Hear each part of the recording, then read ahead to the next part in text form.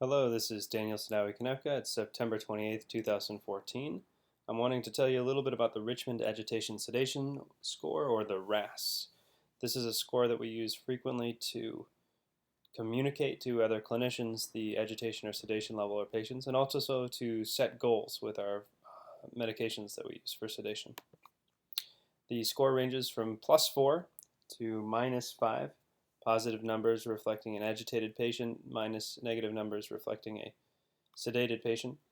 The first thing that you do in order to determine the level of your patient is to go in and observe the patient. If they're alert and calm, they are a 0. If they're agitated, positive, sedated, negative. Then, without touching them, you call their name loudly and ask them to make eye contact with you. If they're sedated, that is. If they respond to your voice in any way, they're -1, 2, or 3. If they don't respond to your voice, they're -4 or 5. So in the first case, if they responded to your voice, then it just depends on how they responded to your voice. If they made meaningful, long-lasting eye contact with you, more than 10 seconds, they're -1. If they made eye contact that was fleeting, it's a -2. And if they just responded but didn't make eye contact, that's a -3.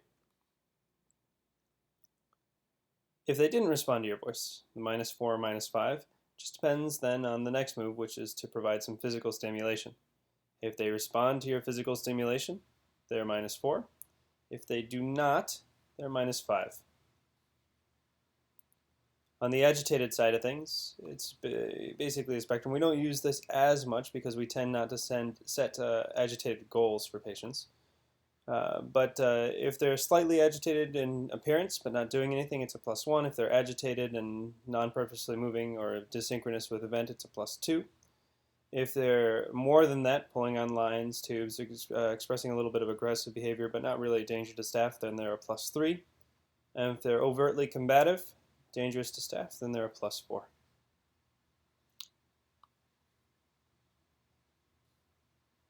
Thank you very much.